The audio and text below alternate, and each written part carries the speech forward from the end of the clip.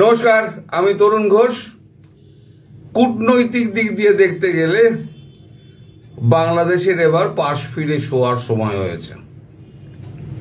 মানে বাংলাদেশ তো চিত হয়ে শুয়েছিল, এবার পাশ ফিরতে চলেছে।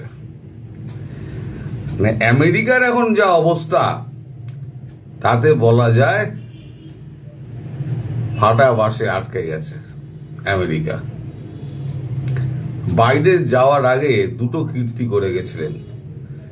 এক হচ্ছে ইউক্রেনের যুদ্ধ, আর এক হচ্ছে ডোনাল্ড লু আর পিটার হাসকে দিয়ে বাংলাদেশটাকে অস্থির করে দেওয়া, শেখ হাসিনাকে ক্ষমতাচ্যুত করে। এখন এই দুটোই আমেরিকার কাছে এখন বাঁশ হয়ে গেছে। এক তো ভারতের দিক দিয়ে কোনো রকম মানে সহযোগিতা না পেয়ে, ভারতের সঙ্গে কথা না বার্তা না বলে একতরফা যে ডিসিশনটা নেওয়া হয়েছিল, সেটা যে এইভাবে ফায়ার ব্যাক করবে, সেটা আমেরিকার ডিপ স্টেট, সিআইএ কেউ বুঝতে পারেনি। আর দ্বিতীয় হচ্ছে এই যে ইউক্রেনের যুদ্ধটা, রাশিয়া যেটা এত লম্বা টেনে যাবে এবং একের পর এক জায়গা, 5টা অঞ্চল, 5টা শহর দখল করে নেবে এবং ইউক্রেনকে কোণঠাসা করে দেবে, সেটাও আন্দাজ করতে পারেনি।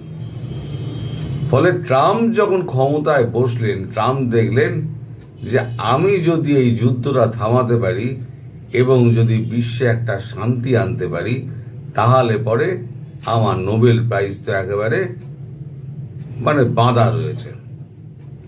উনি অনেক চেষ্টা করে শেষ পর্যন্ত ইউক্রেন তো পারলেন না, অদ্যাবধি হয়নি। গতকালের মিটিং নিয়ে আলাদা ভিডিও করব কালকে সকালবেলা। এবার রয়ে গেল তাহলে বাকি বিশ্বের আজারবাইজান আর আর্মেনিয়ার যুদ্ধ। সেটা তিনি সাময়িকভাবে রদ করেছেন, সেটাও কিন্তু পজ আছে। ভারত পাকিস্তানের যুদ্ধ, সে তো আপনারা জানেন 2 ডিজিএমও লেভেলে কথাবার্তা হয়ে পজটা হয়েছে। উনি সেটার ক্রেডিট নেওয়ার জন্য মাঠে নামিয়ে 29 বার চেঁচিয়ে দিলেন যে আমি যুদ্ধ থামিয়েছি। এখনো বলে যান, এখন বন্ধ হয়েছে, ইদানিং বন্ধ হয়েছে। এখন তার জন্য এখন মুনিরকে ডেকে বাড়িছে তু হোক, তু তো মেরা কুত্তা হ্যায়, তেরে কো পয়সা দেতা হু, তু ভোগ। মুনিরও চেঁচিয়ে যাচ্ছে আমরা পরমাণু সম্পন্ন দেশ, আমরা যদি ক্ষতিগ্রস্ত হই, ডুবে যাই, তাহলে অর্ধেক পৃথিবী ডুবে যাবে। নানান রকম প্রশ্ন হচ্ছে। এবার বাংলাদেশ নিয়ে কি করবে? বাংলাদেশে যে অস্থিতিকর পরিস্থিতি এখন হাতের বাইরে চলে গেছে। মোহাম্মদ ইউনূস তিনি সম্পূর্ণ ব্যর্থ। ডিপ স্টেটের খেলা তিনি ধরতে পারেননি। ডিপ স্টেট কি চাইছে তাও তিনি আন্দাজ করতে পারেননি। উনি শুধু টাকা গুনে গেছেন, নিজের ফায়দাটা দেখে গেছেন, ডিপ স্টেটের টাকাটি পকেটে ঢুকিয়ে এবার নিজের মতো উনি দেশ শাসন করে বাংলাদেশের আরো 12টা বাজিয়ে দিয়েছেন। এখন শেষ পর্যন্ত তাহলে কি হবে? তাহলে ইউক্রেনকে সামলাতে হবে আর এদিকে বাংলাদেশটাকে ঠিক করতে হবে। কারণ ডিপ স্টেট মোটামুটি বাংলাদেশ থেকে হাত তুলে নিয়েছে, এর দ্বারা কিছু হবে না। এই রেজিম চেঞ্জ করে আমাদের কোনো লাভ হয়নি, উল্টা আমাদের ক্ষতি হয়েছে, আমেরিকার বদনাম হয়েছে। আর এটার ইউক্রেনের ব্যাপারে হলো গিয়ে কি না, পাঠানো হলো উইচক্রফটকে। এখন যেমন উইচক্রফট ইউক্রেন রাশিয়ার ব্যাপারে যেমন কথাবার্তা চালাচ্ছেন ডোনাল্ড ট্রাম্পের হয়ে, এখানে বাংলাদেশের হয়ে আমেরিকার যে chargé d'affaires Tracy Ann Jacobson, তিনি ভারতের সঙ্গে যোগাযোগ করার চেষ্টা করেছিলেন। হঠাৎ যখন যোগাযোগটা হয়েছে তখন তো একটা খবর করেছি, তারপরে বিভিন্ন লেভেল থেকে বুঝতে পারলাম খবরাখবর নিয়ে যে এটা খুব সাধারণ জিনিস নয়। হঠাৎ করে জয়শঙ্করকে ফোন করলেন, তারপর জয়শঙ্কর মানে রণদীপ জয়সওয়ালকে ফোন করলেন, রণদীপ জয়সওয়াল সঙ্গে বললেন ঠিক আছে আমি বিদেশ মন্ত্রীকে বলছি, উনি যদি ফাঁকা থাকেন আপনি ফোন করবেন। তারপর জয়শঙ্করজির সঙ্গে কথা হলো, যার কি অংশ আমি জানতে পেরেছিলাম, আপনাদের বলেছিলাম। তারপরে ঘটনা বহুল যেটা হচ্ছে সেটা এবার মাঠে নেমেছে মার্কো রুবিও। আজকে সকালবেলা মার্কো রুবিও মানে আমেরিকার যখন গভীর রাত তখন আমাদের এখানে ভোরবেলা জয়শঙ্করকে ফোন। মার্কো রুবিও হচ্ছে বিদেশমন্ত্রী আমেরিকার এবং আমাদের জয়শঙ্কর বিদেশমন্ত্রী, দুই বিদেশমন্ত্রীর পর্যায়ে কথাবার্তা হতেই পারে। এখন এই ডিটেল কথাবার্তা তো এগুলো জানা যায় না, ব্যাকডোর চ্যানেলের কথা কখনো বলা যায় না, একটু ইতিক ওদিক করে একটু আধটু পাওয়া যায়। যারা ওই নোট নেয় না, পাশে বসে যারা নোট নেয়, মন্ত্রী তো নিজে নোট নেন না, মন্ত্রী কথা বলছেন আর পাশে দুজন থাকে, দুজনই নোট নেয়, এটাই নিয়ম। একজনের যদি ভুল হয় আরেকজনের সঙ্গে মিলিয়ে নেবে, সেটা হচ্ছে নিয়ম। এই নোট যারা নেন, যারা এবার নোটটাকে এবার ট্রান্সলেট করে যারা টাইপ করেন, সেটা যেখানে ফাইলে বন্দি হয়, এই যে এতগুলো হাত ঘোরে, সবাই তো নোটটা একটু আধটু পড়তে পড়তে সেখান থেকে দু চারটে খবর টবর আমাদের কাছে এসে লিক করে পৌঁছায়। তা মোদ্দা ব্যাপার যেটা হলো, এখন তো এই জ্বলন্ত আগুনে কেউ আর লাভ দিতে চাইছে না। বাংলাদেশের যা পরিস্থিতি, এই নতুন করে আর উপদেষ্টার ভার কেউ নিতে চাইছে না। তার সবাই মোটামুটি বুঝে গেছে যে আজকে যদি আমি উপদেষ্টা হই, তাহলে কালকে যে সরকার আসবে সেই সরকার সোজা আমাকে টেনে দেবে। তাহলে উপায় কি? এখন যে কথাটা যেটা হয়েছে সেটা হচ্ছে যে ভারতবর্ষ বকলমে একটা কথা বুঝিয়ে দিয়েছে, যে রায়তা আপনারা ছড়িয়েছেন, মানে যে গন্ডগোলটা আপনারা করেছেন, এই গন্ডগোল আপনাদেরই মেটাতে হবে। তবে একটা রাস্তা খোলা আছে, যাতে আপনাদের মান বাঁচবে আর বাংলাদেশও ঠান্ডা হতে পারে, আর ভারতেরও সম্মতি আছে। সে পথটা হচ্ছে মানে আপনারা শেখ হাসিনাকে নিয়ে গিয়ে পুনরায় ওখানে প্রতিষ্ঠা করে আপনারা পৃথিবীকে বলুন যে বাইডেন প্রশাসন যা করে গেছিল, ট্রাম্প প্রশাসন তার উল্টো করে দিয়ে বাংলাদেশে শান্তি ফিরিয়ে এনেছে।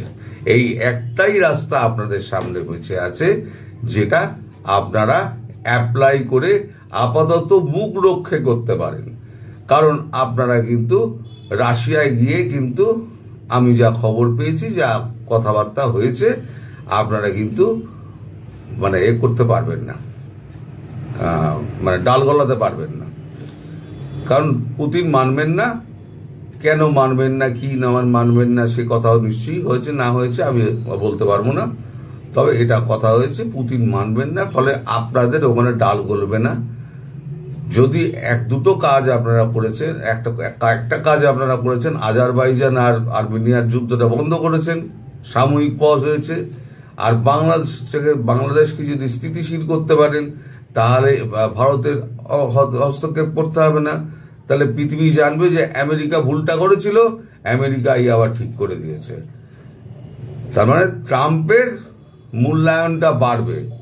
এটা যদি করতে পারেন, তাহলে দেখুন, এটা মার্কো রুবিওর সঙ্গে কথা হয়েছে এবং মার্কো রুবিও এইটাতে কিন্তু একমত হয়েছে।